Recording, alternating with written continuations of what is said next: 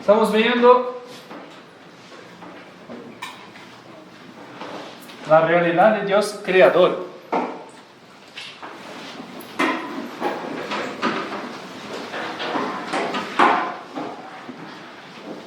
Vimos la clase pasada lo que creó de más alto Dios nuestro Señor, de más noble, más sublime, los ángeles. Esse é um tema que eu não quis tocar na classe passada, onde hablo agora só de paso. A veces, si uno mira la creación, tiene la impresión de que ha fallado. Porque es muy probable, uno no puede decir eso como un dogma de fe, ¿no? Pero es muy probable que hoy en día la mayoría de los hombres se condenen. ¿Cuántos católicos son en el mundo hoy?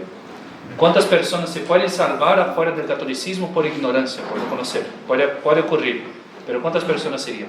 Muy poquitas. Entonces uno pensaría, entonces, si uno mira un cuadro mal hecho, uno dice, el artista no es bueno, falló. Y si uno mira un cuadro, que es la creación, pintado para que las personas se salven, parece que falló. Pero, eso hablo solo de paso, no me voy a meter en eso. Pero hay una creación más alta que los hombres. Mismo que todos los hombres se salvaran, por ejemplo, solo la Virgen María, y todos los demás se condenaron. Mismo que fuera así, solo 1/3 de los ángeles cayó. O sea, 2/3 de los ángeles se salvaron. O sea, la parte más perfecta de la creación se salvó la mayoría. El artista no ha fallado. Eso pensando que todos los hombres se condenaron. Y no es así. Pero eso digo solo de paso, ¿no? Hoy vamos a hablar de lo que viene abajo de los ángeles, el hombre. Especialmente vamos a hablar del alma. Del alma humana. Entonces les decía que el hombre es ese híbrido, que tenemos las piedras, por ejemplo, sin alma. Después vienen los vegetales, con alma que Aristóteles llama alma vegetal. Vienen los animales, con alma sensitiva, que puede sentir. Eso va subiendo, cada vez más alto. Piedras, minerales, vegetales, animales, con alma sensitiva. Y está el hombre, que tiene su parte vegetativa, por ejemplo, el cabello. ¿Cuánto duele cortar un cabello? Nada. Las uñas. Es parte del alma vegetativa del hombre. No duele, no se siente. La uña, si uno corta, salvo que toque la piel, no duele. No hay sensibilidad. También tiene su parte animal, la sensibilidad de la piel. Tiene todos los sentidos, pero, y eso es lo que hace del hombre un híbrido, tiene un alma inmortal, un alma espiritual. Esa es la diferencia de los animales.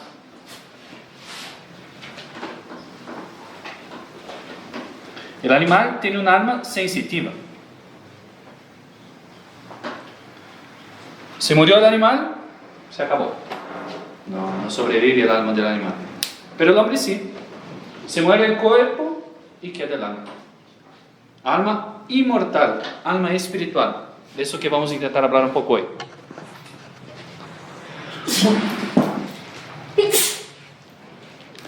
El alma en el hombre es, dice el padre acá, el principio de vida. Solo el hombre tiene un alma en ese mundo inteligente, que puede pensar. Pero ese principio de vida del hombre, si uno analiza bien pensado, no puede ser material, no puede ser como el alma del animal, que es solo sensitiva. ¿Por qué? Tres argumentos principales para probar que el alma del hombre no es sensitiva solamente, es espiritual, y por eso inmortal, después vamos a decir. Primero, el alma del hombre, ¿cómo poner para acá? se prueba que es espiritual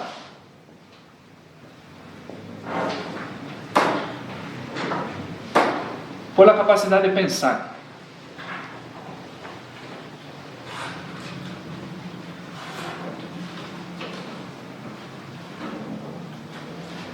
La oveja ve el lobo, huye. Tiene lo que llama el sentido de la cogitativa, que es el sentido de lo que hablamos en la clase anterior, los sentidos interiores. Tiene eso, pero no tiene la capacidad, la oveja, de pensar lo que es el lobo, y de pensar y de concluir, el lobo es un animal que le gusta comer las ovejas, entonces voy a hacer un cercado y protegerme del lobo. La oveja no hace eso. ¿Por qué? Simplesmente actúa por el instinto. Actúa, ve el lobo, huye del lobo. Eso fue Dios que imprimió en su ser, del ser de la oveja, saber huir del lobo, porque es algo peligroso para ella. Así Dios lo hizo. Pero no tiene la capacidad de pensar, de planear el futuro y de entender los conceptos. El hombre, viendo varios lobos, va a entender de dónde viene el lobo, cuáles son las propiedades del lobo, cómo ataca el lobo normalmente, si uno hace el estudio del lobo, una lobología, digamos. Si uno estudia, puede conocer todas las propiedades del lobo, y conocer en universal, y saber que ese lobo que yo estoy viendo ahora, que nunca lo vi, sé las propiedades que tiene, porque yo conozco su naturaleza. El hombre puede hacer eso, la oveja no. El hombre abstrae ideas universales, generales y absolutas, y además conoce cosas que no caen bajo los sentidos. Primero, ideas universales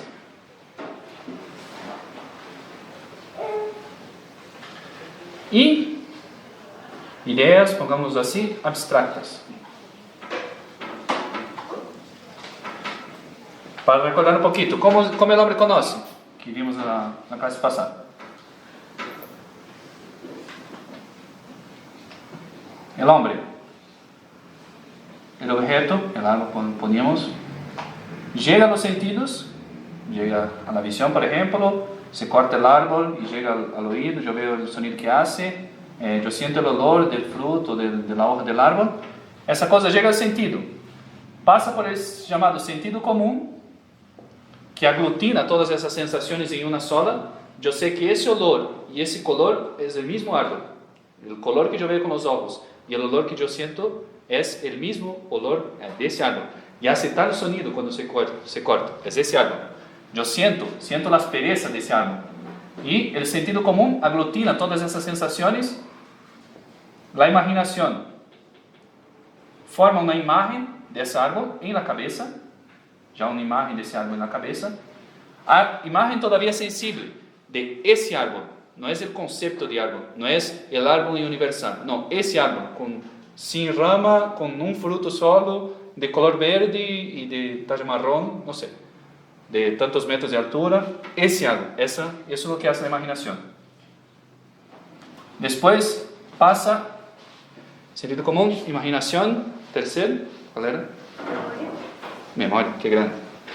Gracias. A mí me falta la memoria. La memoria guarda ese árbol ya con un sentido de que cuando yo lo vi, si yo lo vi en mi niñez, la memoria que hace ese sello en esa imagen que está en mi cabeza. Esa imagen que está en mi cabeza yo la conozco ya por la memoria como pasada o como presente. Acabé de ver ese árbol, terminé de ver ahora y está en mi cabeza, y yo tengo esa imagen en mi cabeza con una distinción. Ese árbol yo vi ahora, pero tengo otro árbol que yo vi en mi niñez. Yo subí ahí y me caí alguna vez. Después, cogitativa.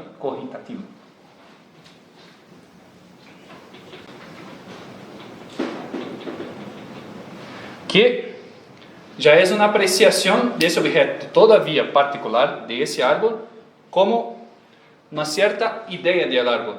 Ya me empieza a tener ese árbol. Es agradable, por ejemplo, el fruto de ese árbol es agradable.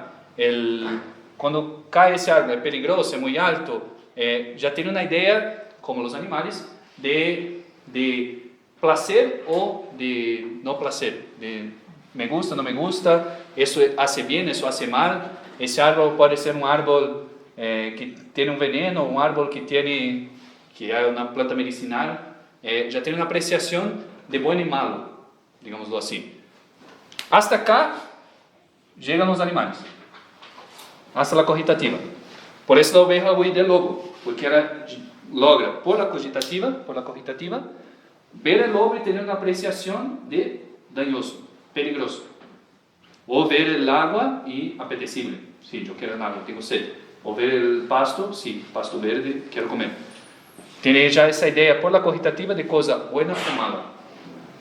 Después, el intelecto humano, acá ya no llegan los animales, el intelecto humano produce un fantasma, que llama. Que es esa imagen sensible de ese árbol y se lo envía al intelecto.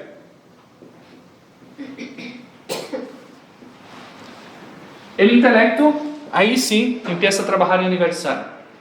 Empieza a comparar ese árbol que acabo de ver con un árbol que me contaron que hace tal cosa, con otro árbol que me dijeron que es una planta medicinal, con un árbol que yo vi en mi niñez, con el fruto de ese árbol que yo vi en mi niñez, con ese árbol que yo planté cuando era adolescente, y voy comparando todos los árboles y hago una idea de árbol. No es ya más una imagen sensible, particular, sino universal. Una idea con la cual yo puedo juzgar si ese objeto que yo veo ahora es un árbol o no es un árbol. Con esa idea, yo sé que un árbol puede ser verde, pero puede secar las hojas y no tener hojas. Puede dar un fruto de naranja, puede dar manzanas. Puede tener ramas, puede no tener ramas. Puede tener cierta altura, puede no tenerlo. Yo ya tengo una idea universal de árbol. Yo sé juzgar si una cosa que estoy viendo por delante es un árbol. Ese es el proceso que hace la mente humana. Los animales llegan hasta acá. Y el hombre pasa. Pasa un concepto abstrato. Esa idea de árbol que tiene, no es el árbol que está en mi cabeza y no es ese árbol que yo vi. Es una idea universal. Yo sé lo que es un árbol. Y eso es una de las pruebas de que el alma humana es espiritual. ¿Por qué? Porque ese conocimiento ya no es sensitivo, ya no es material. Pero del animal tampoco. Pero no es un conocimiento de ese modo humano espiritual, digamos. No es una idea universal, no es una idea abstrata. El animal tiene una idea particular. Ve ese lobo, huye de ese lobo. Y después me doy vuelta y camino tranquilamente, veo otro lobo, huyo de ese otro lobo. Tiene ideas particulares.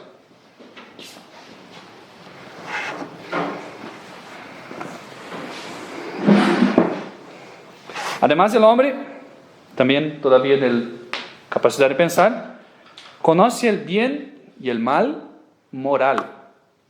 Si una cosa es pecado, si una cosa es mala moralmente hablando, o si una cosa es buena, es meritoria moralmente hablando. El animal conoce que ese animal, que el lobo, es malo para mí. Es malo porque me puede comer. Pero no conoce si ese lobo o si el hombre que me está queriendo matar está cometiendo un pecado o no está cometiendo un pecado. Si me mata para comer o por pura diversión. La oveja no conoce, pero el hombre sí. El hombre es capaz de apreciar si una cosa es bien o mal moralmente hablando. ¿Por qué? Y eso señala que tiene un alma espiritual. Porque tiene una ley en la conciencia que dice que tal cosa es un pecado. Que dice, por ejemplo, que matar a mi mamá es un pecado. Que eso no está bien. Y eso no fue porque mi mamá me dijo cuando yo era pequeño, no me mate porque es un pecado. Mi mamá nunca dijo eso. Pero yo sé que es un pecado, porque hay una ley acá, puesta por Dios nuestro Señor. Segunda, argumento de por qué el hombre tiene un alma espiritual.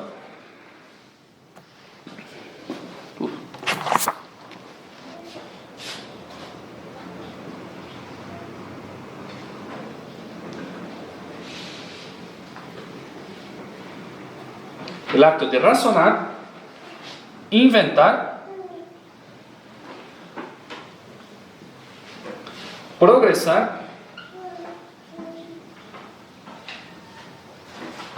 y hablar.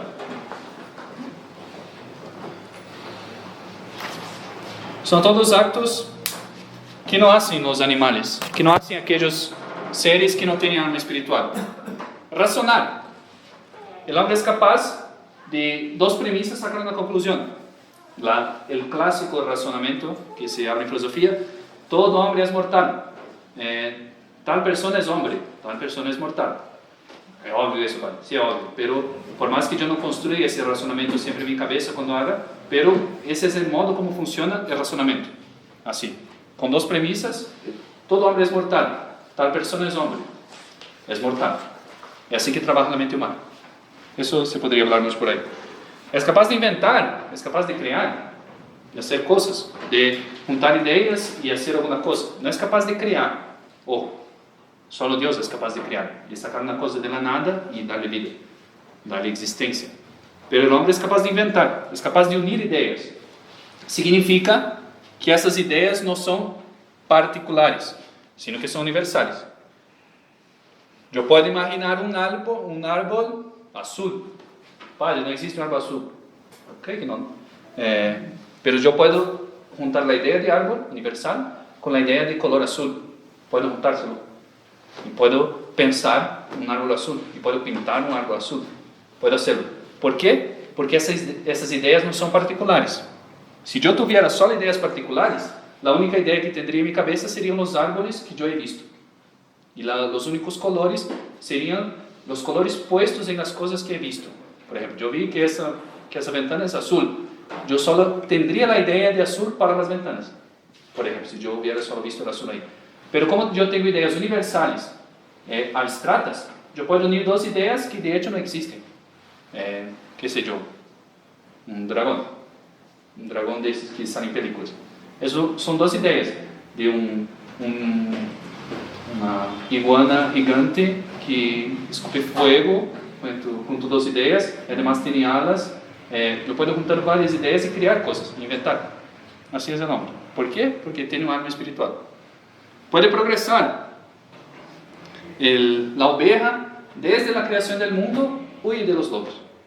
Y nunca ha pensado una idea de construir un cerco para tener una ciudad de ovejas donde no hay lobos. Tan feliz. No, porque no progresa. Porque siempre actúa por instinto. Siempre es así. Y el lobo siempre persigue la oveja también. Y nunca inventó un arma, por ejemplo, para matar ovejas, para ser más fácil. El hombre sí. Puede progresar. Puede desarrollarse. Y ese es muy bonito. Creo que es el próximo. No, acá entra. Justo. Esas dos cosas están relacionadas. No siempre, necesariamente, pero sí. Porque el hombre es capaz de hablar. Ah, padre, pero el papagayo también habla. No, el papagayo repite sonidos. Nunca va a hablar un sonido que él nunca ha escuchado. Él escucha una cosa y aprende por la memoria. Y empieza a repetir ese sonido que ha escuchado. Pero el hombre no. El hombre es capaz de hablar, y hablar tonteras también, hablar mentiras, por ejemplo. Puede hablar cualquier cosa. Él habla junto con la escrita. Normalmente es lo que hace el hombre capaz de progresar. ¿Por qué? Porque si todos nosotros, cuando nacemos, tuviéramos que conocer las cosas por nuestra propia experiencia, como hoy por ahí predican las escuelas que cada uno tiene que hacer la propia experiencia, bla, bla, bla, bla, bla, bla. Si fuera así, la sociedad nunca progresaría. Porque yo siempre tengo que empezar de cero. Yo siempre tengo que empezar conociendo la cosa como es. La hormiga es así. No puedo hablar del perro porque nunca vi un perro todavía. Después yo conozco el perro. Tengo que matar un perro, cortar el perro para conocer el perro. No. Hay personas que estudiaron el perro y dijeron que el perro tiene corazón, que es sensitivo y todo más. La capacidad de hablar y de la escrita hace que la ciencia progrese en el espacio. ¿Por qué? Porque yo puedo escribir una carta explicando para un musulmán o para alguien de Arabia, por ejemplo, cómo funciona la pólvora, por ejemplo. Estoy dando ejemplos locos así, ¿no? Y esa persona que no hace falta estudiar cómo funciona la pólvora, va a conocer por mi escrita, porque yo he estudiado eso. Y el conocimiento que él consiguió de la ciencia de la biología de los árboles, por ejemplo, los árboles, o de los animales, qué sé yo. Ele pode me dizer essa ciência que ele conheceu, que estudou, e eu posso progressar na ciência. Isso no espaço e no tempo. Eu posso ler, e hacemos assim, os textos de Aristóteles e saber que existe uma alma vegetativa, uma alma sensitiva e uma alma espiritual. E não hace falta que eu veja ou que eu investigue mesmo o tema, eu acepto por la autoridade dessa pessoa que investigou.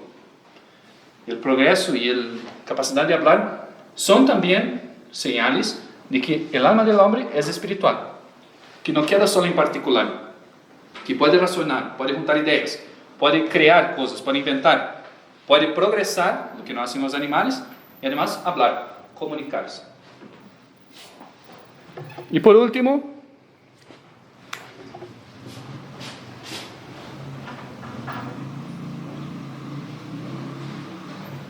o alma do homem é espiritual e por isso tem liberdade.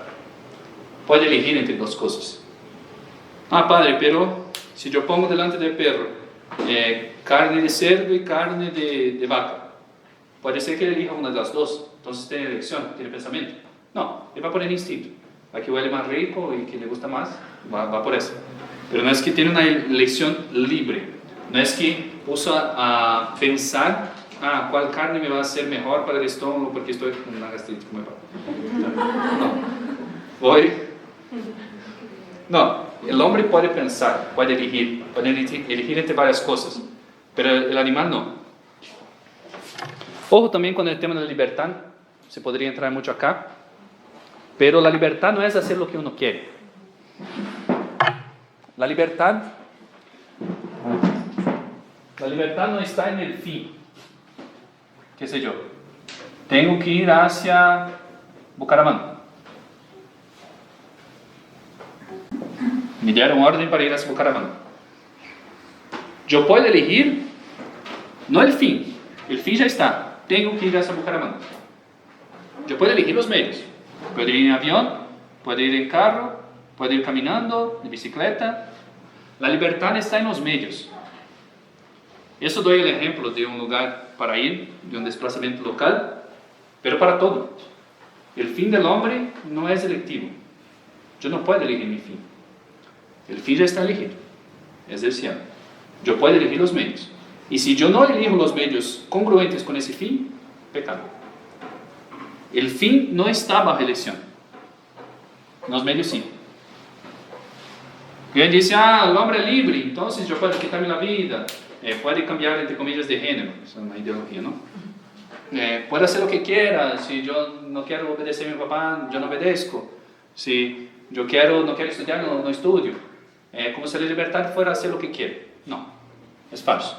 E de hecho, quem nasce assim é esclavo de algum de seus vícios, seja del placer, ou seja da riqueza, ou seja da vanagloria.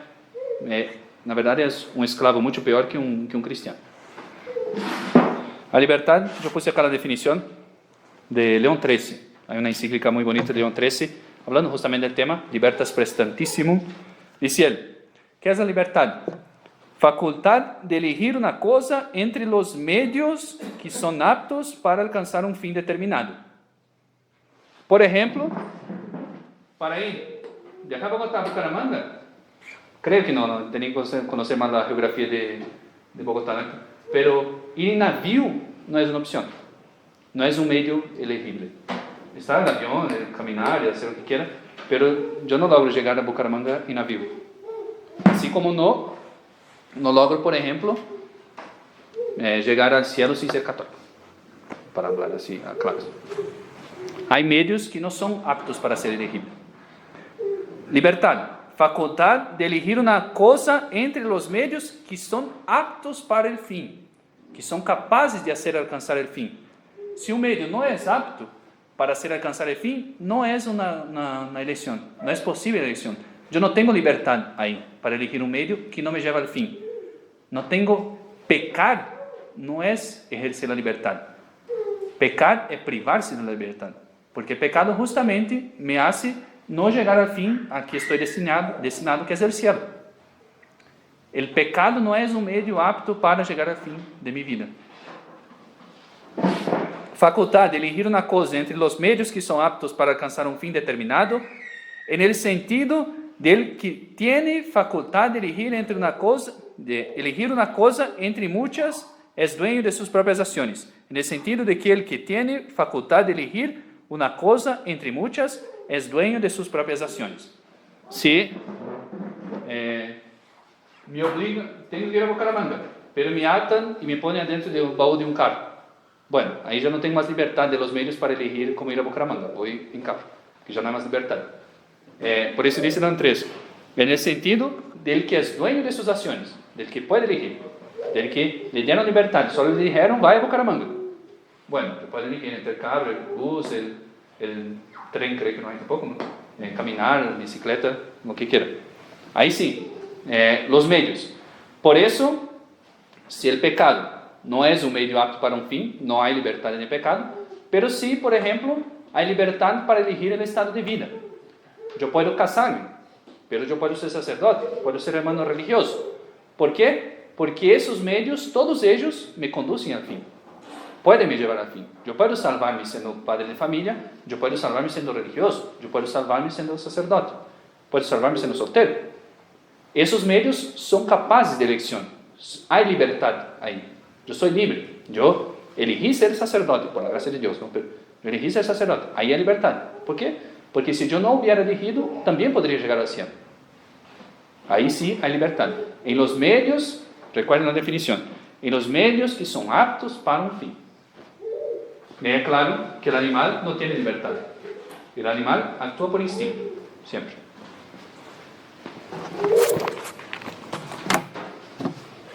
Entonces, alma humana, alma espiritual. Recuerda esa diferencia con el alma de los animales. El animal tiene un alma sensitiva. El hombre, distinto, tiene un alma espiritual.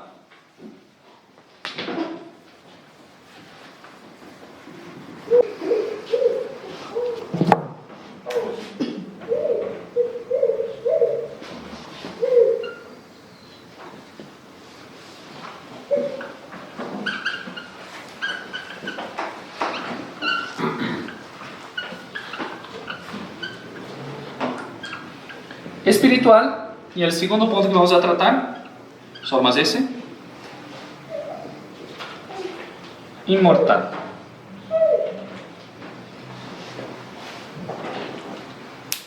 El hombre tiene un alma que nunca se va a morir, nunca va a desaparecer. Incorruptible.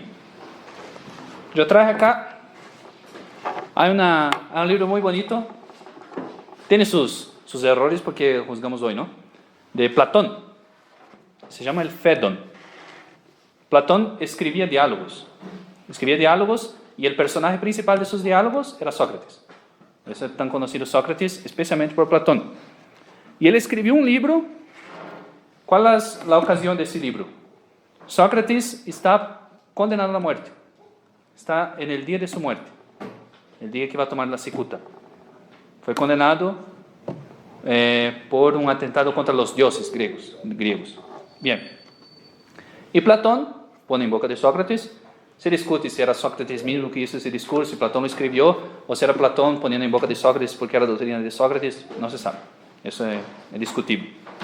Pero sí que Platón escribió ese libro, poniendo a Sócrates como personaje de su libro, poniendo especialmente 4 argumentos para decir que el alma es inmortal, que el alma nunca se muere. Y es muy bonito, porque en el libro ese es el consuelo mismo, es Sócrates defendiendo esos 4 argumentos y defendiendo su tranquilidad delante de la muerte. De hecho, Sócrates, el libro termina con la muerte de Sócrates, toma la cicuta tranquilamente, porque cree piamente que su alma es inmortal, que no se va a morir, y que está condenado injustamente. No voy a hablar de la ética de Platón, de la moralidad de los griegos, es un tema para 1000 charlas eso, pero lo que yo quería solo traer, solo a modo de un poco de curiosidad, es el tercer de los argumentos.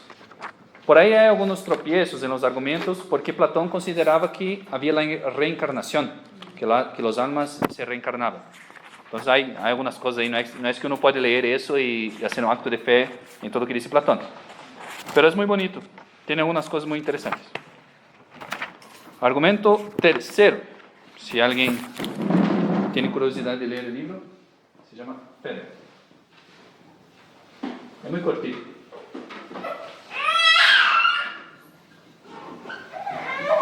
Y en ese, el libro está escrito en forma de diálogo. Es Sócrates discutiendo con Cebes y Simes. Tercer argumento, ¿por qué el alma inmortal? Dice Platón, prueba de la simplicidad.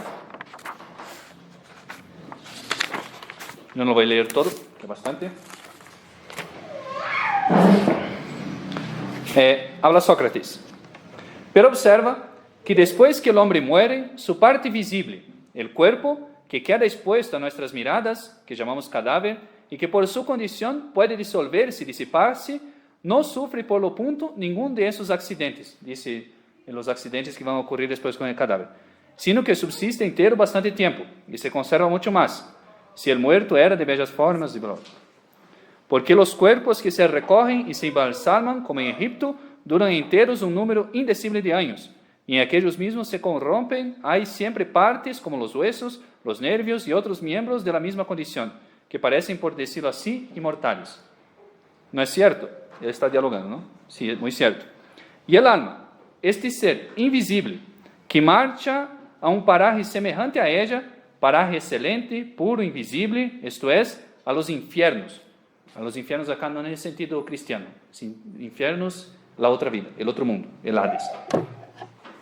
Cerca de un Dios lleno de bondad y de sabiduría, a cuyo sitio espero que mi alma volará dentro de un momento, si Dios lo permite, un alma semejante y de tal naturaleza se habrá de disipar y anonadar apenas abandone el cuerpo, como lo creen la mayor parte de los hombres. De ninguna manera, mis queridos Simias y Cebes, son los que con él está dialogando. Y aquí lo que realmente sucede. Si el alma se retira pura, sin conservar nada del cuerpo, como sucede con la que durante la vida no ha tenido voluntariamente con él ningún comercio, sino que por el contrario le ha huido, estando siempre recorrida en sí misma y meditando siempre, es decir, filosofando en regla y aprendiendo efectivamente a morir, porque no es esto prepararse para la muerte. ¿Qué está diciendo acá Sócrates? Que el alma que no ha se mezclado con las cosas humanas, que no se ha mezclado con las cosas inferiores, está más apta que el alma que se ha mezclado para gozar de esa felicidad. Por eso, acá yo hago ese paréntesis, ¿no? Él creía en la reencarnación. El alma que se manchaba demasiado se iba a reencarnar para pagar sus culpas, sus pecados. Pero el alma que por la filosofía hubiera se purificado, se iría al gozo del cielo. Si el alma, digo, se retira en ese estado purificado, se une a un ser semejante a ella, divino, inmortal, está hablando de Dios, lleno de sabiduría, cerca del cual goza de la felicidad, viéndose así libre de sus errores, de su ignorancia, de sus temores, de sus amores tiránicos, de todos los demás afectos de la naturaleza humana, y puede decirse de ella, como de los iniciados, que pasa verdaderamente con los dioses toda la eternidad. ¿No es esto que debemos decir? Sí. Pero si se retira del cuerpo manchada, impura, como la que ha estado siempre mezclada con él, ocupada en servirle, poseída de su amor, embriagada con él hasta el punto de creer que no hay otra realidad corporal, o sea, que se ha manchado con todo lo corpóreo, ¿crees tú que un alma que se encuentra en tal estado pueda salir del cuerpo pura y libre? No, no puede ser. Por el contrario, sale afectada por las manchas del cuerpo. Y, acá cómo termina eso. Por el contrario, sí. Estas manchas, mi querido Cebes, son una cubierta tosca, pesada, terrestre y visible. El alma, abrumada con este peso, se ve arrastrada hacia el mundo visible por el temor que tiene del mundo invisible, del infierno. Del infierno en el sentido mundo afuera, mundo superior. Y anda, como suele decirse, errante por los cementerios. Muy probable. Bueno, ese es el primer argumento, pero tenía otra cosa que les quería leer. A ver si encuentro acá.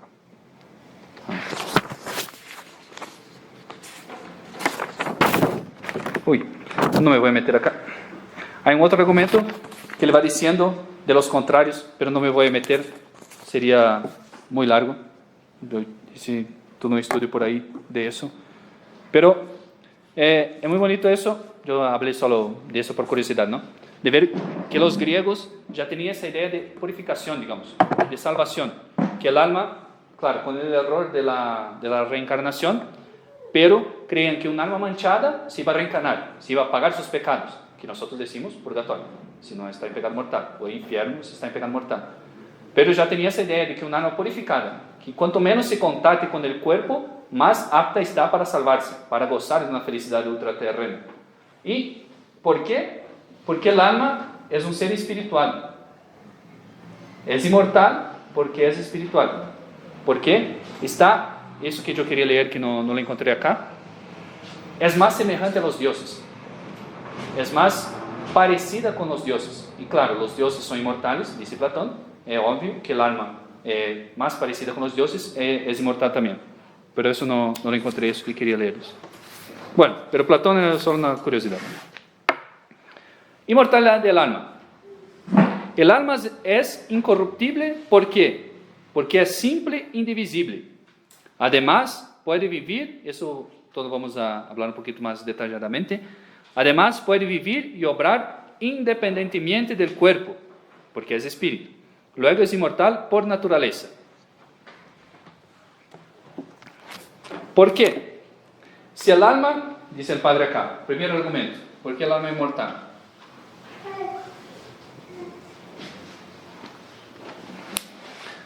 Si nuestra alma debiera perecer, sería por 3 razones que pasan con el cuerpo.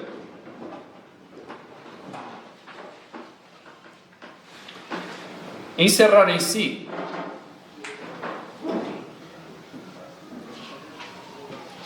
un principio de corrupción,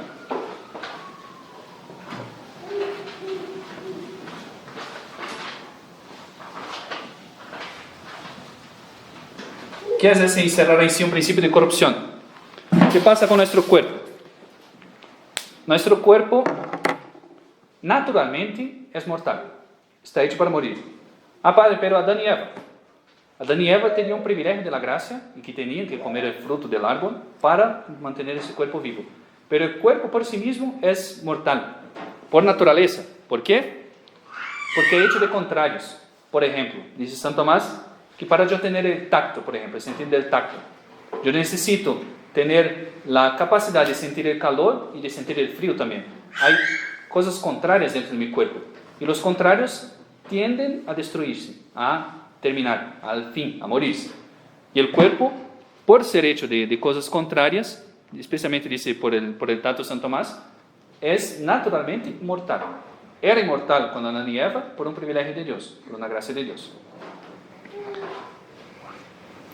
Dice Santo Tomás, en cuanto a la materia del hombre, es su cuerpo que está compuesto de elementos contrarios entre sí, de lo cual se sigue que sea naturalmente corruptible, ya que era necesario que el cuerpo humano fuera un órgano del tacto, lo cual no era posible a no ser que el cuerpo se compusiera de elementos opuestos.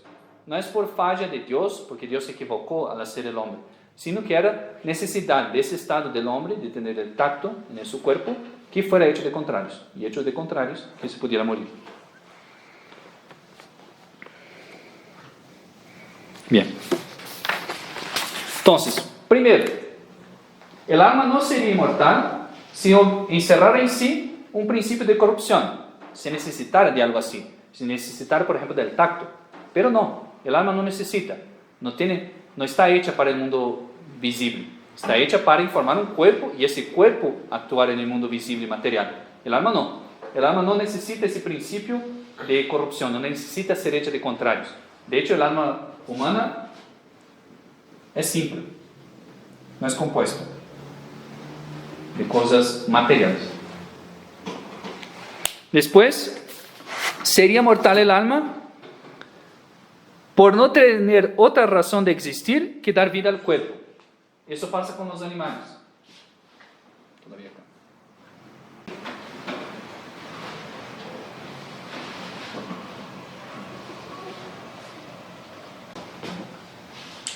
¿Para qué está el alma sensitiva de los animales?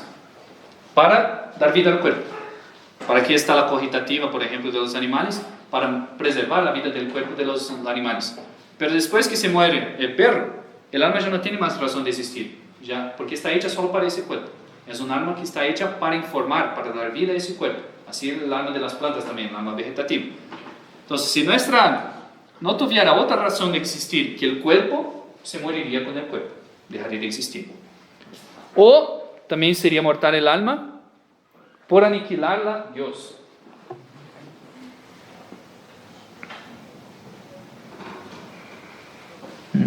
Aniquilar.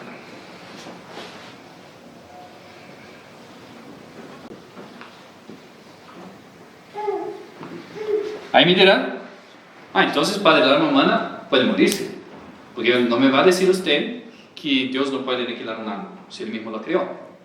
Una persona que creó una cosa es capaz de destruirla. Es evidente, Padre. Sí, así sería si fuera un ser humano o una persona falible que hubiera creado las almas. ¿Por qué? ¿Por qué destruiría Dios un alma? Creándola de ese modo, con esos caracteres de mortalidad y espiritualidad. ¿Por qué hizo una cosa que no pensaba que iba a hacer? Pero eso no pasa con Dios. Cuando Dios crea un alma, sabe todas sus posibilidades, sabe todo lo que va a hacer, lo que van a hacer, sabe si va a salvar, si se va a condenar, sabe todo. No es posible que Dios se equivoque al crear un alma. Uno, qué sé yo paso mucho, estoy dibujando un cuadro, pero me equivoqué, yo borro y empiezo de vuelta. ¿Por qué? Porque yo me equivoco y soy capaz de errar, de no hacer bien. Pero Dios no se equivoca. Dios no puede crear un alma y después arrepentirse de haber creado. Dios la creó inmortal, y si la destruyera, iría contra su sabiduría, porque significaría que Dios no creó bien. Pensó, dio un alma inmortal para el ser humano, dijo a ese ser humano que su alma era inmortal y mintió, y no era, y al final la aniquiló. No, por eso existe el infierno. No, las almas no se aniquilan, no se destruyen. Dios no destruye las almas, porque eso iría contra su sabiduría. Dios creó sabiendo todo lo que iba a pasar con esa alma y creó inmortal. Entonces, el alma sería mortal si tuviera así un principio de corrupción, si existiera solo para informar un cuerpo, o si la aniquilara Dios. Pero no encierra en sí un principio de corrupción, no existe solamente para informar el cuerpo, porque el alma es más que el cuerpo, es principal y sobrevive al cuerpo. Y no la aniquila Dios, porque iría contra su sabiduría. Después, ¿por qué el alma es inmortal? Eso no es un argumento definitivo, pero es un argumento que aproxima para entender por qué el alma es inmortal.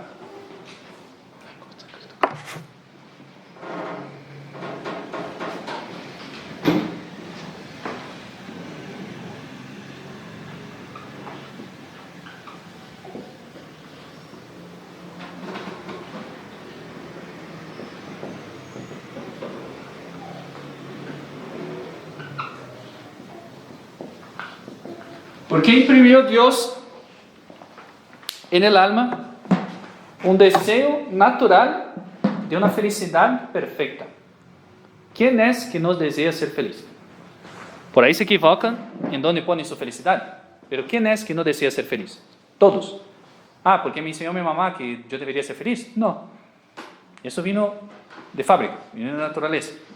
Todos desean ser felices. Ahora bien, fue Dios que crió el hombre. Fue Dios que puso ese deseo de felicidad en el corazón del hombre. Entonces, si Dios hubiera puesto en el corazón del hombre un deseo de felicidad perfecta que no se pudiera alcanzar, yo podría decir, creó mal, se equivocó. ¿Por qué? Porque me dio un deseo de una cosa que no existe. Dio el deseo de una cosa que yo nunca podré alcanzar. Pero ahora bien, uno piensa, pero están los bienes terrenos. Sí, pero los bienes terrenos nunca satisfacen plenamente el corazón del hombre. De hecho,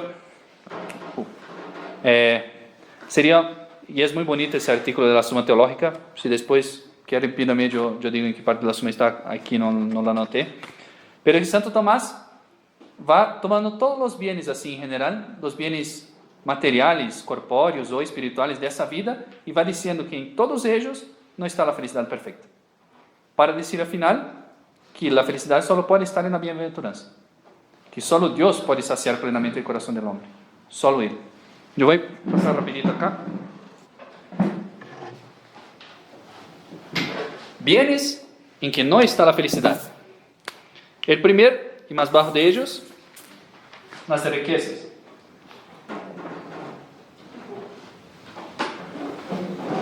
Y San Tomás, no sé si se acuerdan cuando yo le explicaba la Suma Teológica, cómo él va haciendo, ¿no? Pone, si en las riquezas está la bienaventuranza del hombre, la felicidad del hombre. Y va a decir, parece que sí, por eso. Pero después dice que no, porque hace una cita bíblica que dice que no está en la riqueza. Y después contesta. Yo voy solo en las respuestas. ¿Por qué no puede estar la felicidad del hombre en las riquezas? Estamos hablando en general, así, muy por arriba también. Es una cuestión muy bonita, pero no hay tiempo, ¿no? Primero, porque las riquezas no se buscan por sí mismas. La felicidad perfecta del hombre solo puede estar en una cosa que yo descanse, que yo llegue y diga, listo, no hace falta buscar más. Claro, eso es la felicidad. Cuando yo llegue y digo, sí, listo, no hace falta buscar más. De hecho, paréntesis, hace mucho tiempo yo vi una película que el nombre de la película en portugués era En Busca de la Felicidad. Sí. Y va el hombre buscando la felicidad en un trabajo, ¿no? Que conseguir un super trabajo, qué sé yo. Y termina la película, me dio una tristeza eso.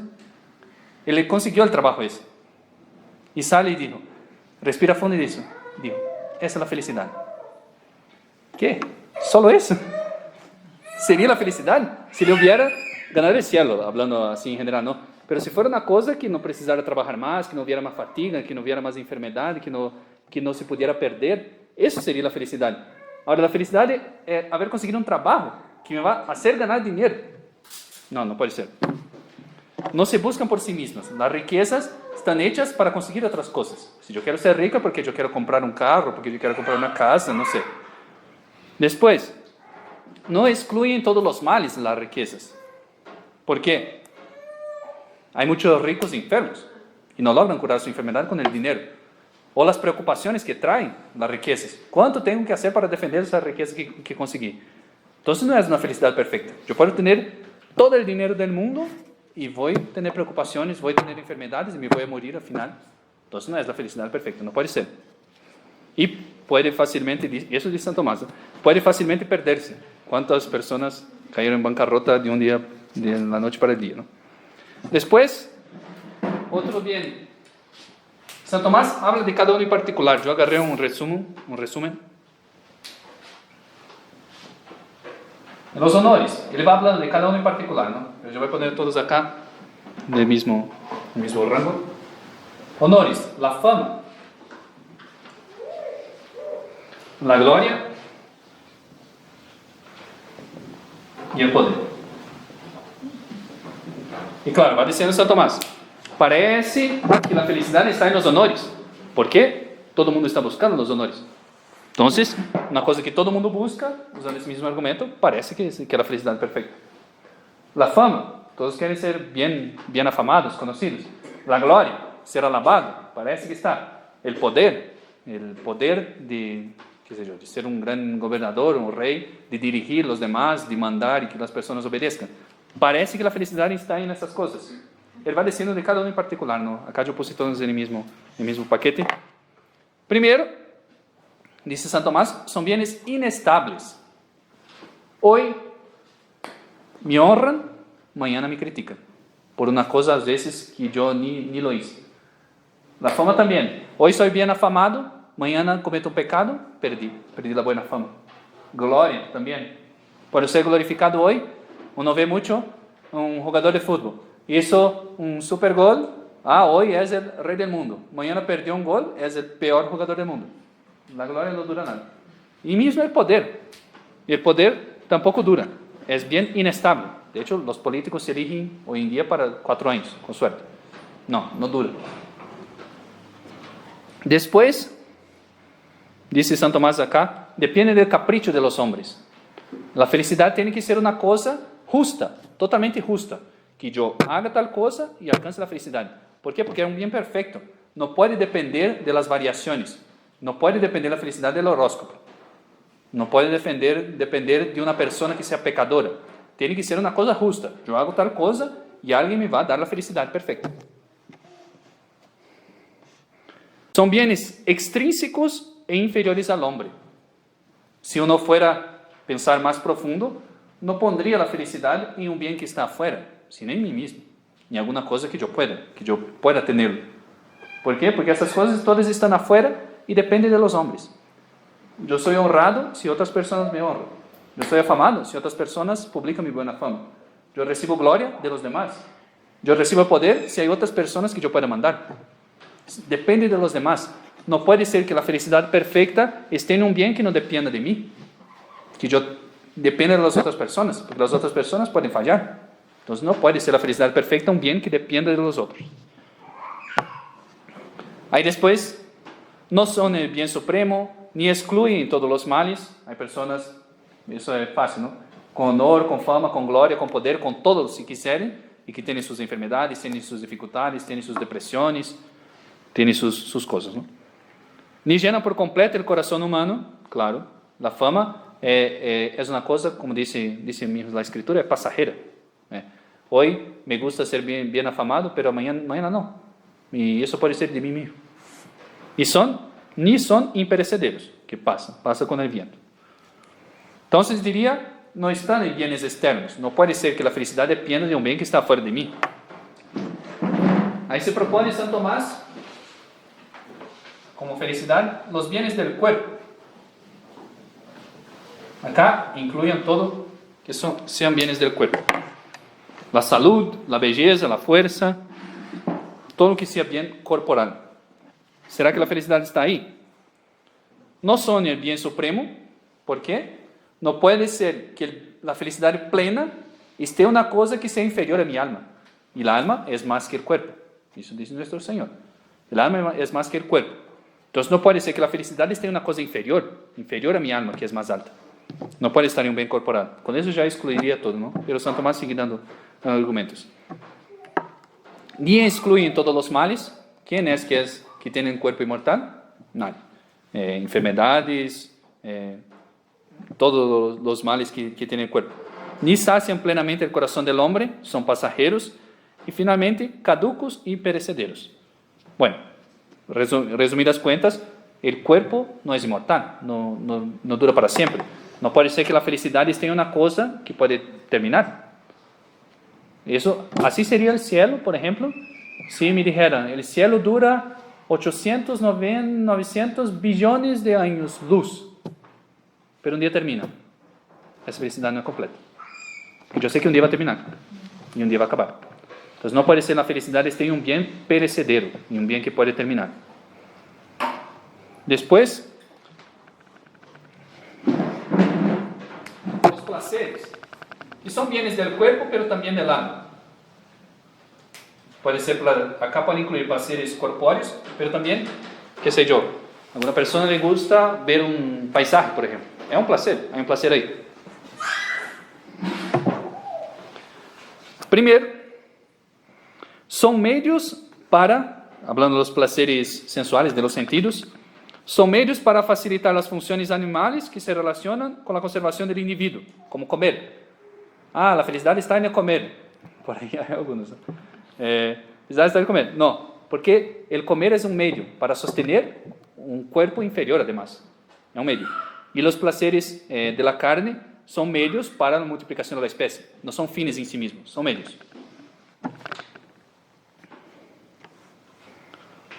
También, esos placeres no excluyen todos los males, porque yo puedo tener un placer de ver un paisaje, pero al momento siguiente me da una jaqueca y yo no logro más contemplar ese paisaje, que no logro más ver, o estoy ciego, no sé.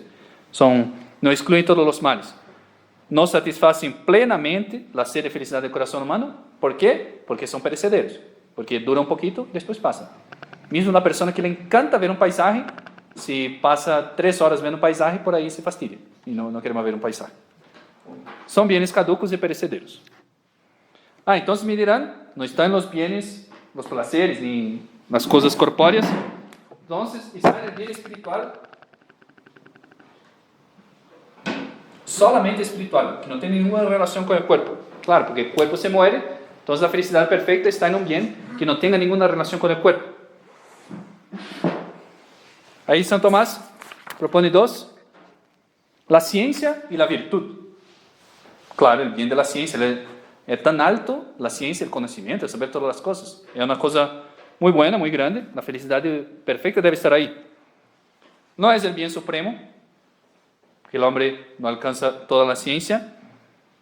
Afecta, no satisface plenamente al hombre la ciencia. Satisface una de las potencias, el intelecto, pero no la voluntad, por ejemplo, puede no satisfacer. La felicidad completa tiene que satisfacer el hombre por entero. Inteligencia, voluntad, potencias, todo. Incluso redundar, y así pasa con la bienaventuranza, en el cuerpo. Está llena de oscuridades. ¿Quién tiene la ciencia plena y perfecta? ¿Fuera de Dios? Nadie. Siempre se equivocan por ahí. Y obscuridades y misterios. Siempre dejan el alma insatisfecha. Claro, es muy bonito llegar a un conocimiento, está muy bien, no es una cosa mala. Pero siempre hay más. Nunca satisface plenamente. Nunca yo llego y digo, listo, con eso que yo conozco ya está. No hace falta más buscar nada, estoy feliz. No, siempre hay más, siempre se puede buscar más, siempre se puede conocer más. No excluye todo mal. Especialmente hay personas muy inteligentes que pecan, por ejemplo, que tienen sus enfermedades también. No excluyen los males. No llena plenamente el corazón del sabio y no es permanente y estable. Yo alcancé el máximo de la ciencia que un hombre puede alcanzar. Mañana caigo, pego la cabeza, amnesia. Se acabó. No es estable. Hoy la virtud, entonces, hablando todavía de bienes espirituales, la felicidad humana está en la virtud.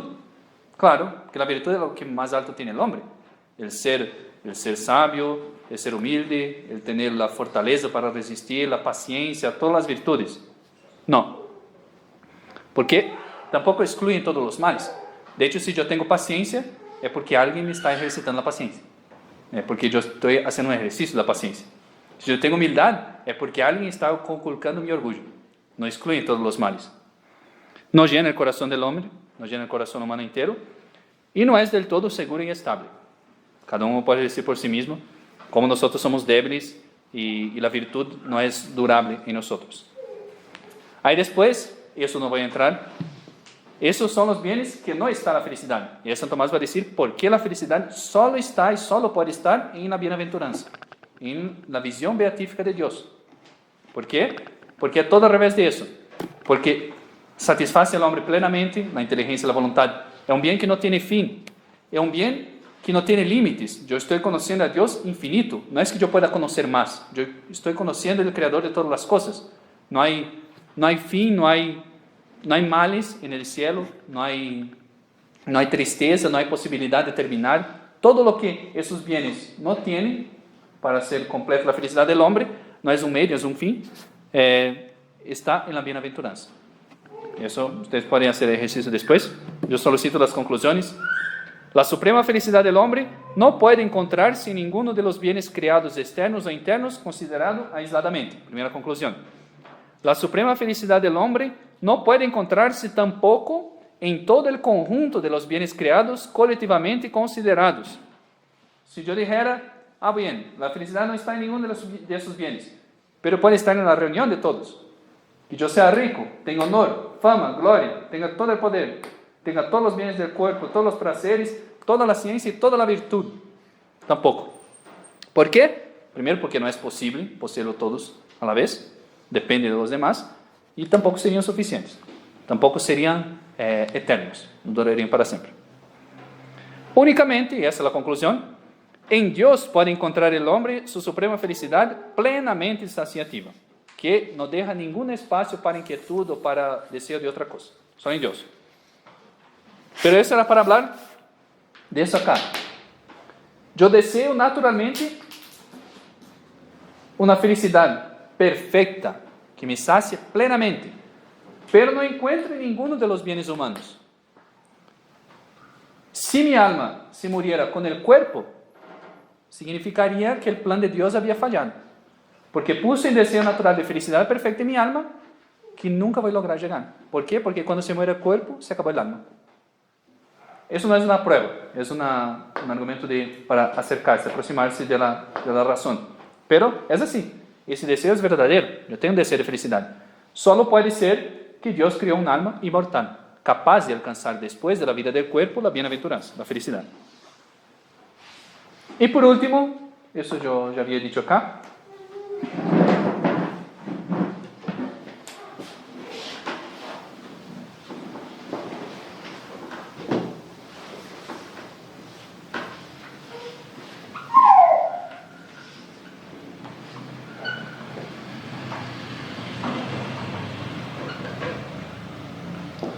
Dios no puede aniquilar el alma. Puede, que llaman los filósofos, de potencia absoluta. Sí, claro que puede.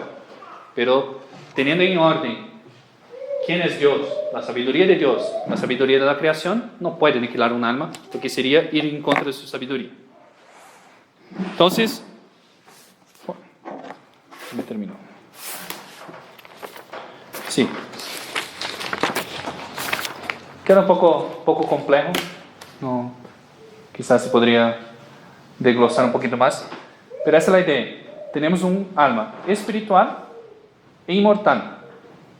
Inmortal, ¿por qué? Porque no encierra en sí mismo ningún principio de corrupción, no está hecho para existir por el cuerpo, no la puede aniquilar Dios, el tercer argumento acá, y por ese deseo, ese argumento para acercarse, de felicidad en el corazón del hombre.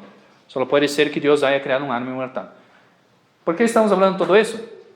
Porque todavía no hemos estudiado, creo que por ahí está, la iglesia, el magisterio de la iglesia, la Sagrada Escritura. Porque si no sería muy fácil, esa clase duraría 5 minutos, yo hablaría del magisterio de la iglesia, la infalibilidad de la Sagrada Escritura, daría un texto de la Sagrada Escritura, un texto del magisterio, se acabó, el alma inmortal. Era más fácil, ¿no? Pero eso es solo para acercarse al argumento de razón, porque el alma es inmortal. Muy bien. ¿Preguntas, dudas, inquietudes?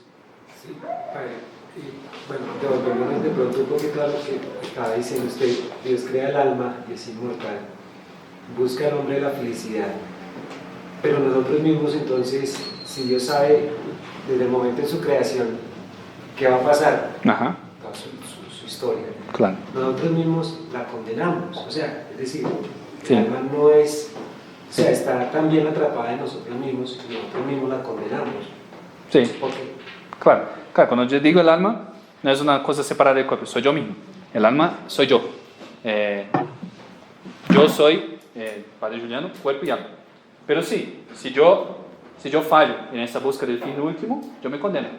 Y eso no va en contra de la sabiduría de Dios, porque también la justicia de Dios va en su sabiduría también. La justicia que condena al infierno, el alma que no quiso alcanzar ese fin, también es justicia y sabiduría.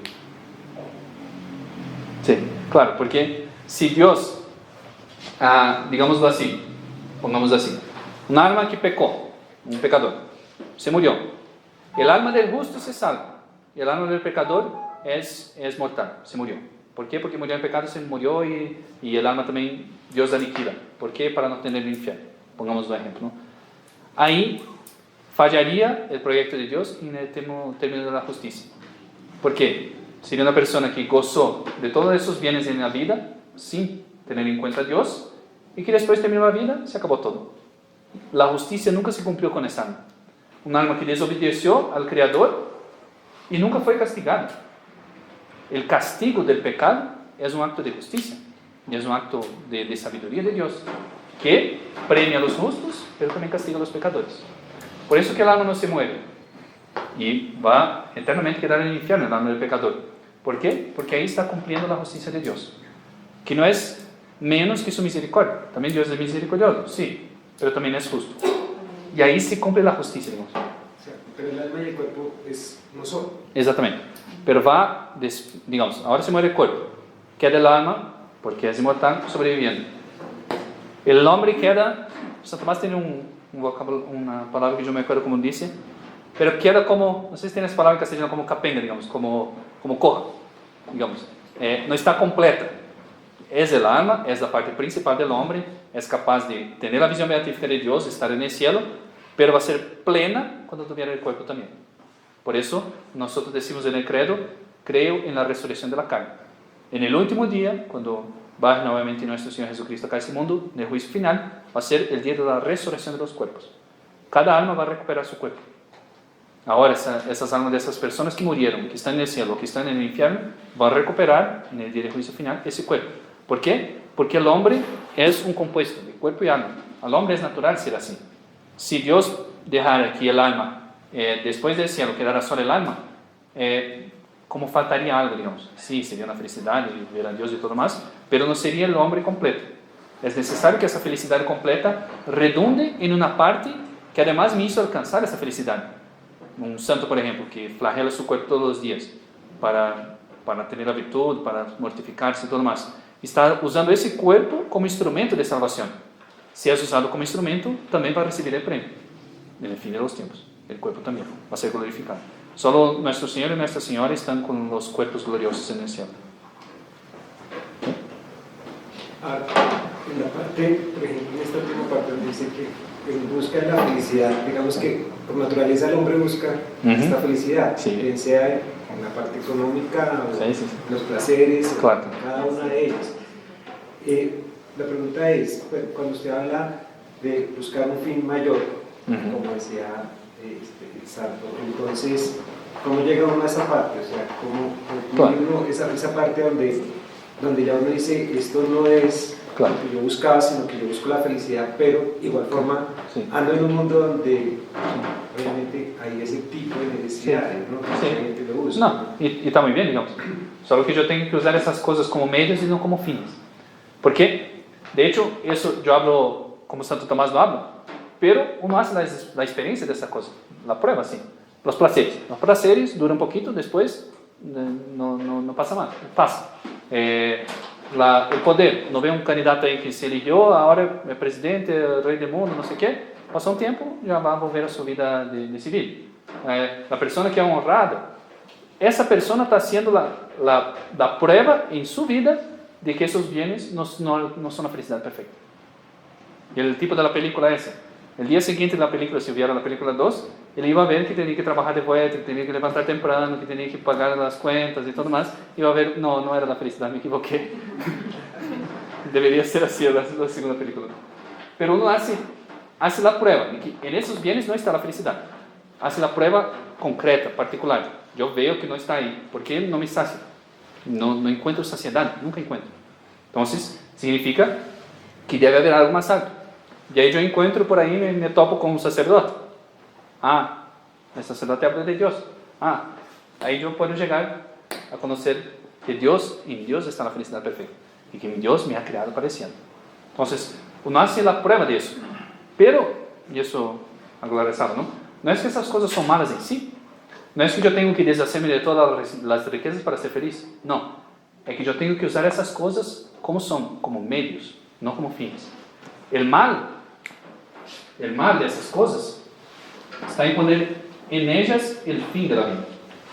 Como si el fin fueran las riquezas, como si el fin fueran los honores, como si toda mi vida fuera para alcanzar la ciencia. No, el mal está en poner esas cosas como fin cuando son medios. ¿El hombre tiene derecho a la buena fama? Sí, y es un derecho a buena fama. Tanto que si yo quito la fama de una persona, tengo el deber de restituir la fama. ¿El hombre merece gloria? Sí, el hombre virtuoso merece la gloria. ¿Por qué? Porque si yo alabo al hombre virtuoso, los demás van a querer ejercer esa misma virtud. Los bienes del cuerpo, mi cuerpo tiene derecho al descanso, por ejemplo, es un placer descansar. Está muy bien, pero contando que yo use esas cosas como medios, no como fin. Que yo no ponga en ellas el fin de mi vida, sino medios. ¿Medios para qué? Para alcanzar la felicidad perfecta, la bienaventuranza. Ahí está la felicidad perfecta. Ahí está el bien que me sacia completamente. La bienaventuranza, la felicidad del cielo. El mal está en poner esas cosas como fines, cuando son medios. Y dice, pero ¿quién va a poner eso como fin? Mira un joven hoy, un joven del mundo. ¿Para qué vive un joven hoy? ¿Para qué trabaja? No digo de todos, ¿no? Pero en general, los hombres hoy. Él trabaja durante la semana para el fin de semana ir al boliche. No está formulando teóricamente eso, pero está poniendo su felicidad en los placeres. Y no va a la iglesia, no va a la misa, no. En la práctica, él puso el fin de su vida en los placeres. Y va a llegar amargamente al fin de la vida y descubrir que ahí no está. Pero el mal está poniendo el fin. En el caso, pero hablando de modo racional, caso de la afectación de la inmortalidad de un bebé abortado, obviamente él no buscó los medios de salvación porque no, o sea, depende de otra persona.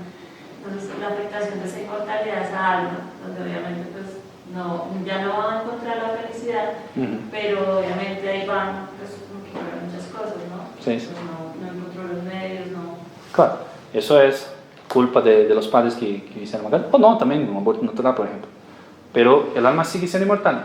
Solo que esa alma va a lo que la iglesia llama el limbo.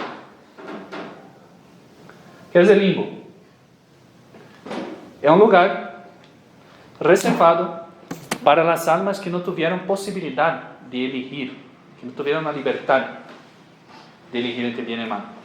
Nacieron con el pecado original, que no es culpa de ellos, pero el pecado original está en sus almas, pero no hicieron ningún pecado propio, no tienen un acto malo, no hicieron ningún acto malo. Entonces, no merecen el cielo, porque tienen el pecado original, la gracia no pasó ahí por el bautismo todavía, pero tampoco merecen el infierno, porque no tienen culpa personal. No, yo soy castigado si tengo una culpa, si no tengo culpa no puedo ser castigado, sería injusticia. Entonces van al limbo. ¿Qué es el limbo? Es un lugar de felicidad, digámoslo así, temporal. De felicidad, que no es la visión beatífica, porque no merecieron ese premio de la bienaventuranza, pero que no hay tristeza, no hay sufrimiento, no hay dolor. Es un lugar, un padre decía, un chiste entre paréntesis, ¿no? Él estaba explicando el limbo para los niños, y decía, claro, el limbo es felicidad natural, es solo cosas así, qué sé yo, pizza y cerveza. Y el niño, yo prefiero el limbo. Claro, la felicidad natural. La felicidad, por ejemplo, que yo tengo de una comida sabrosa, o de ver un paisaje, o de cualquier placer que yo tenga en ese cuerpo, esos niños, esas personas que fueron al limbo, van a gozar de esa felicidad. Y no van a tener ningún sufrimiento. Esa felicidad no se va a perder, no va a tener la tristeza de perder esa felicidad. Pero claro, ni se compara con la visión beatífica, de ver a Dios mismo. Entonces, de cierta forma, ese deseo de una felicidad que no se termina, en cierta forma se completa. Pero no es la felicidad perfecta. La bienaventuranza, que es la felicidad perfecta, es un premio para aquellos que fueron lavados con la sangre de nuestro Señor. No es una cosa que yo puedo llegar por mis fuerzas. Yo tengo que pasar por la Santa Iglesia, tengo que pasar por el bautismo, no sea de sangre, sea de deseo, sea de agua. Pero el limbo es un lugar de felicidad, digamos así, temporal. No va a tener tristeza, no va a haber pena, no va a haber castigo, pero tampoco es la alegría de la visión beatífica, digamos. Padre, por decir, en el caso de que ya después de harto recorrido uno ya pueda llegar a la bienaventuranza, ahí sí ya como ya descanso, ya quedo ahí y puede durar harto tiempo. Entonces ahí ya no pasaría como el caso de que si estoy viendo un cuadro, ya me aburro del cuadro. No, claro, pero sí, a veces hay la tentación esa de pensar el cielo como, de hecho por eso ponía el cielo como si nosotros estuviéramos ahí estagnados mirando a Dios toda la eternidad. No, es una cosa más divertida que eso. El cielo está, la visión beatífica está en el intelecto. Y yo veo y puedo hacer cosas. Eso es un paréntesis, ¿no? Pero no me aburro, ¿por qué? Porque el bien que tengo acá en el intelecto es infinito. Nunca termina. Por más que dure la eternidad, los 300 millones de años, y va a durar mucho más que eso, ese bien que yo estoy conociendo ahora, nunca termina. Es Dios. Es bien que sacia plenamente y nunca me aburre, nunca me fastidia. No puede fastidiar. Claro, si uno piensa al modo humano, sí, fastidia. Uy, pero el otro día no va a terminar, y el otro día no va a terminar, y el otro día no va a terminar, y el otro día no va a terminar. No va a terminar nunca. Pero no va a terminar nunca sin aburrimiento, sin fastidio. El fastidio viene de nuestra situación actual, de cuerpo corruptible, digamos. Pero yo voy a tener un cuerpo incorruptible y la visión de un ser infinito. De un ser que no... Totum non capitoris. Por lo menos, digamos, cuando una persona se mata, se suicida, no pasa, ¿qué pasa? Sí, pasa lo mismo que con cualquier otra muerte. El cuerpo se muere, pero el alma sobrevive. Ahí sobrevive o para el cielo o para el infierno. Ahí, porque parece para el infierno, pero se suicidó. Pero depende. Puede ser que haya se suicidado porque estaba en una depresión tan profunda que ya no tenía más libertad. Puede ser, puede pasar. Entonces puede ser que no se condene. O la historia de San Juan María Vianney. no se aten eso, son historias así excepcionales, pero de una señora que estaba rezando ahí en la iglesia, llorando, y estaba llorando, y San Juan María Vianney ya era un santo, ¿no? La conoció porque estaba llorando, llegó a su lado y dijo, él se salvó, porque ella estaba llorando porque su marido se había suicidado, saltado de un puente.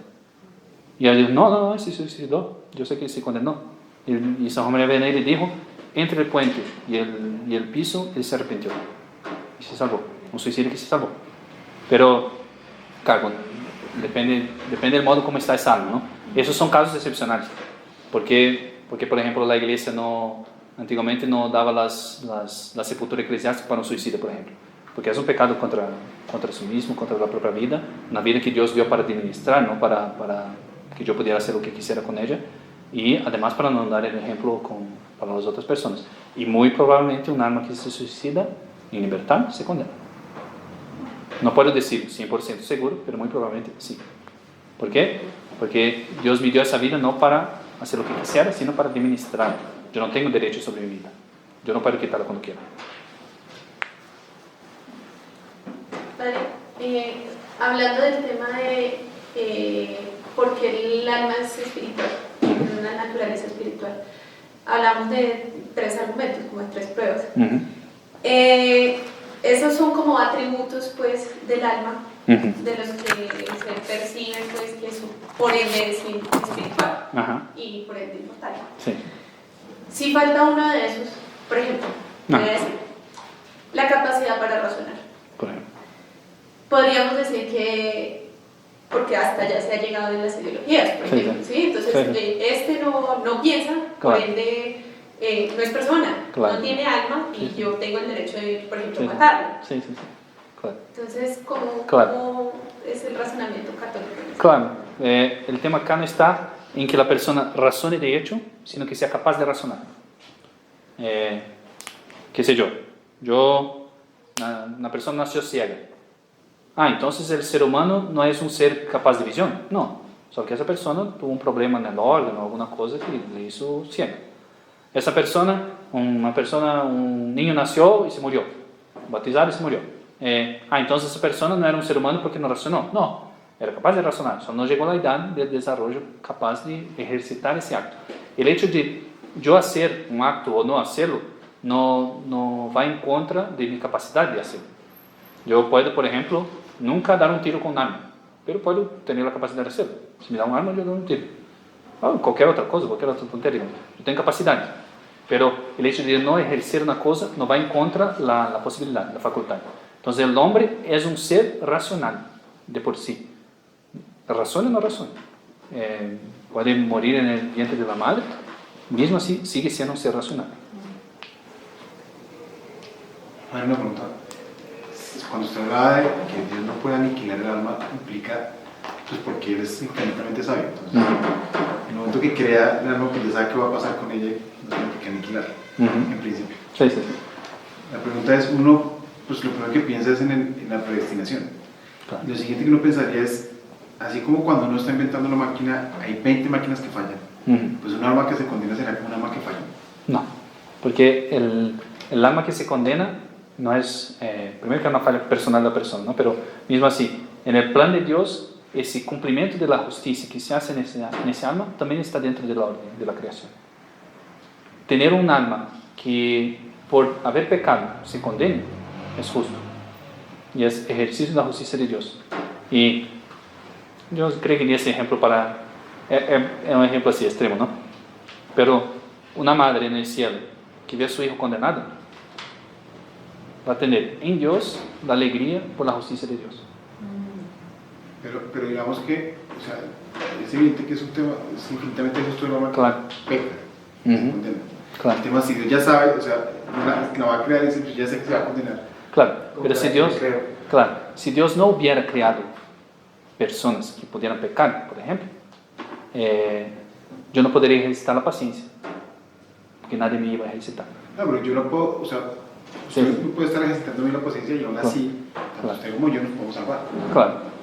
Es decir, nos podemos autoayudar con nuestros propios errores. No, sí, pero yo digo, la existencia del mal implica que puede llegar a una persona que no se arrepienta del mal, porque ahí está la libertad. Porque si Dios hubiera creado solo robots, que todos iban a se salvar al final, ahí no habría ese bien de la libertad humana que Dios puso. Y esa libertad, por más que Dios creó para el cielo, permite el error, permite el equívoco. Si no permitiera, no sería libertad, no tendría bien de la libertad. Y como decía las 2-3 charlas atrás, todo eso se resuelve en nuestro Señor, que permitió el pecado de Adán. ¿Por qué? Para haber la encarnación de un Dios, de Dios hacerse hombre, que es el bien más grande que uno no puede ni llegar cerca de pensar.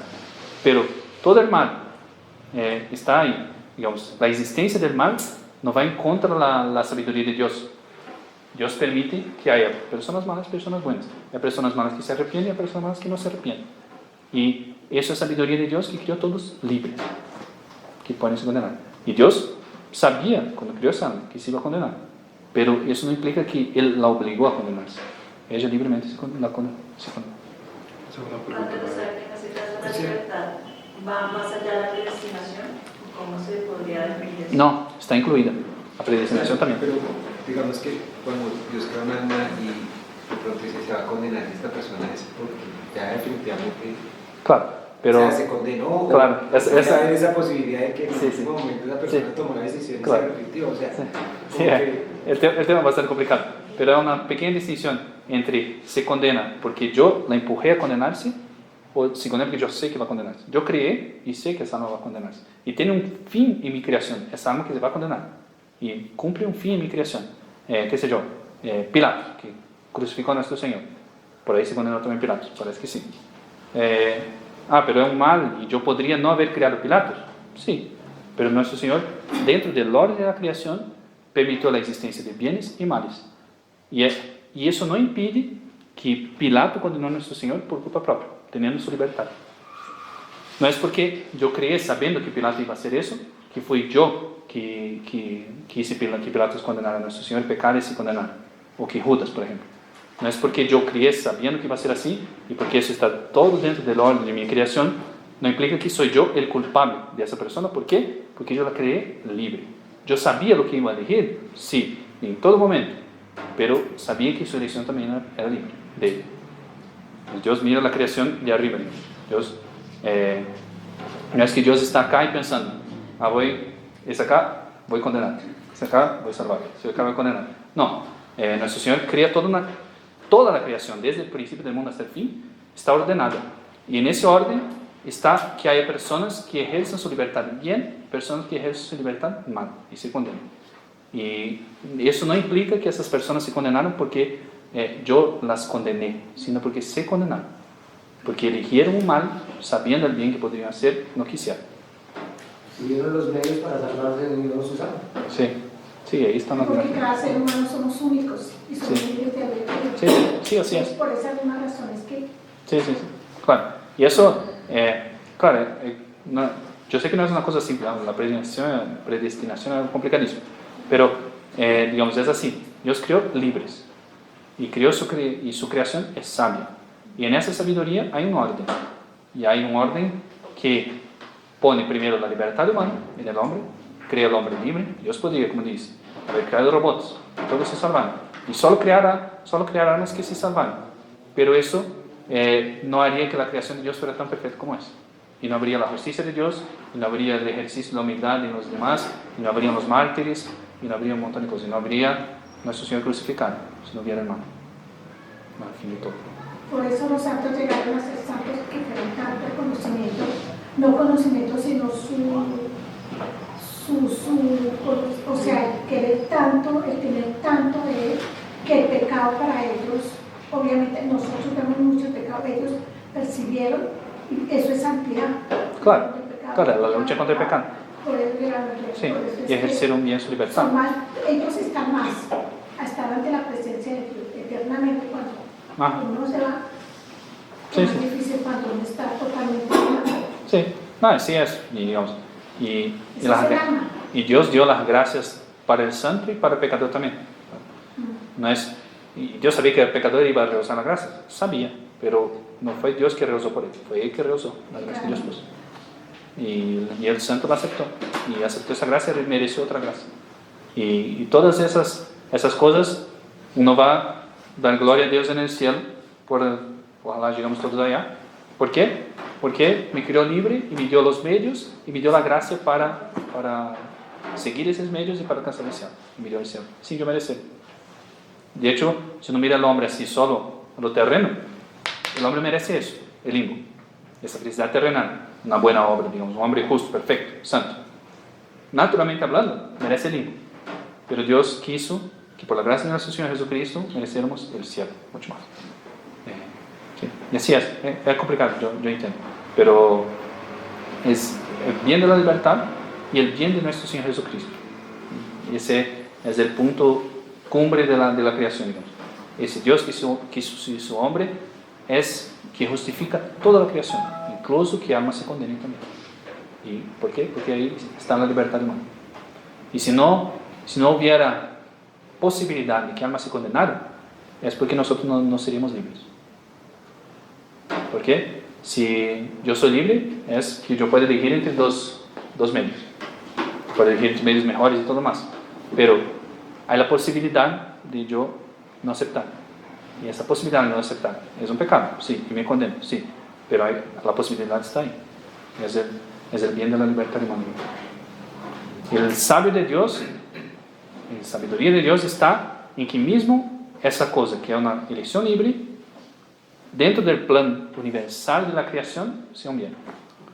Mismo la acción del demonio, que es un mal, sea la ocasión de santificación de una persona. Porque es tentada y resistió a la tentación y creció en gracia, por ejemplo. Esa es la sabiduría de Dios, que mismo elecciones libres, dentro del plan de Dios, haga todo un bien y un orden. Sí. No, es complicado, yo entiendo.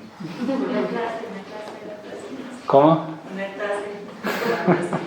Sí, debería, ¿no? ¿Algo más? Tengo una curiosidad, un poco, pero sí, o sea, un aborto puede procesar por muchas circunstancias. Yo me preguntaba si o sea, desde el momento de la concepción uno podría bautizar ese nuevo ser para garantizar que si algo llega a pasar. Entonces, que la iglesia permite, porque claro, eso se hizo costumbre en muchos pueblos, que la persona nacía la partera misma la bautizaba, por esa desesperación, no tenía ganas de nacer. No, pero la iglesia dice, si hay un peligro de muerte, yo bautizo, porque ese bautismo de urgencia no se hace así. Además, qué sé yo, la partera que bautiza a un niño judío, por ejemplo. Nació el niño, la partera escondida ahí, bautizo, en nombre del Padre y del Espíritu Santo, cristiano, ganó la gracia. Sí, después ese niño va a crecer, va a tener padres judíos, va a ser un apóstata y se va a condenar bautizado, peor. Entonces la iglesia siempre dijo, si hay un peligro de muerte, y así era en buenos tiempos de la iglesia, las enfermeras, por ejemplo, de los hospitales sabían bautizar, cuando no eran monjas sabían bautizar, porque si hay un peligro de muerte, cualquier persona puede bautizar, incluso un judío. Si un judío derrama el agua y dice, yo te bautizo en nombre del Padre, del Hijo y del Espíritu Santo, está bautizado, mismo sin creerlo. Si hace lo que hace la iglesia, bautiza. Pero claro, siempre un caso de necesidad. Claro. Padre, o sea que yo he leído o escuchado, no me acuerdo, de que uno cuando está embarazado tenía que llevar, yo no sé cómo lo harían, de que estando en la barriguita lo bautizaban, algo así. Sí, claro, bautizado, pero está mal hecho, digamos. Sí, no se ¿de cuál forma se tiene que derramar el agua en la cabeza? Sí, claro, ahí está la pelea. Yo tampoco me entro acá ni para que no entre ahí, ¿no? Pero de un niño, un aborto natural, por ejemplo. La mamá era muy cristiana y deseaba mucho que ese niño se bautizara y por ahí un aborto no tuvo culpa de ella, no tuvo culpa tampoco del niño. El niño se salvó. Puede ser un bautismo de deseo por ahí, pero es discutible. Uno no puede determinar, decir, no se salvó, está en el limbo, o sí, se salvó, está en el cielo. No puede decir porque no hay ningún pronunciamiento oficial de la iglesia. Pero una madre pía que viene llorando pobre, uno puede decir, sí, puede ser. Pero, claro, con un bautismo de deseo por ese niño que estaba en su barrio. Sí, bueno, ya estamos hablando, ¿bien?